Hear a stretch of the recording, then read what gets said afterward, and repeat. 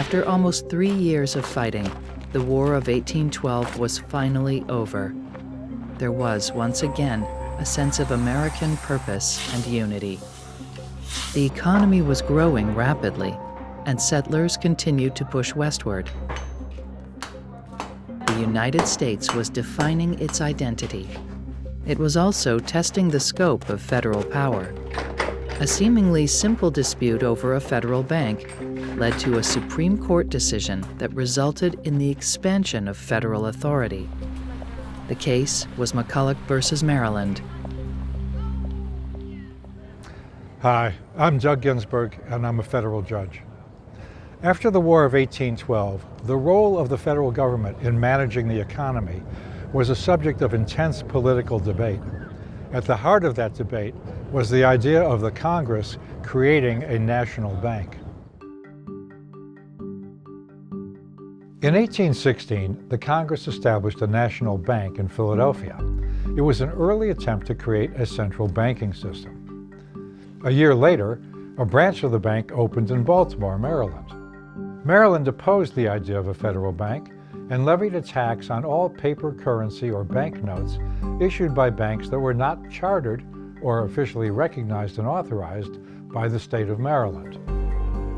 This specifically targeted the banknotes issued by the new national bank.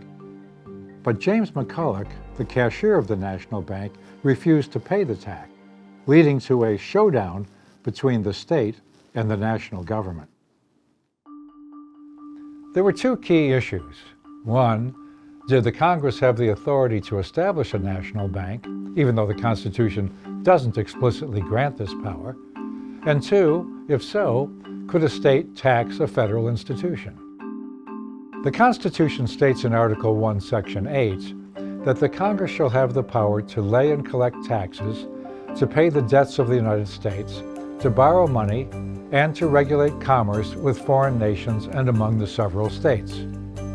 Section 8 also states that Congress shall have the power to make laws necessary and proper for carrying into execution the foregoing powers. And in Article 6, the Constitution states, "This Constitution and the laws of the United States shall be the supreme law of the land." Chief Justice John Marshall's previous rulings had often favored the power of the federal government.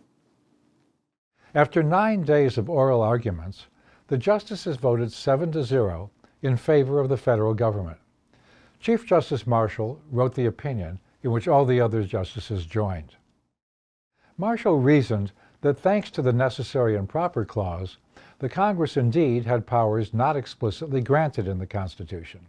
This meant the Congress could create a national bank if doing so was necessary and proper in order to exercise the powers it was expressly granted in the Constitution. Additionally, the court ruled that states could not tax a federal institution. For, as Marshall famously wrote, the power to tax involves the power to destroy. The court's decision significantly expanded the powers of the federal government and cemented the doctrine of federal supremacy over state laws. Recall that in Marbury versus Madison, the Supreme Court asserted the authority of the court to determine that an act of the Congress was unconstitutional, although it didn't hold anything unconstitutional in that case. But in McCulloch versus Maryland, the court did hold unconstitutional a state law because it conflicted with federal law and with the federal Constitution, which expressly says in the Supremacy Clause that the Constitution of the United States will be the supreme law of the land. McCulloch versus Maryland was decided in favor of the federal government by a 7-0 unanimous vote in 1819. The key principles were Article 1, the Necessary and Proper Clause, and Article 6, the Supremacy Clause. The Supreme Court confirmed the right of Congress to utilize implied powers to carry out its express powers. It also validated the supremacy of the national government over the states.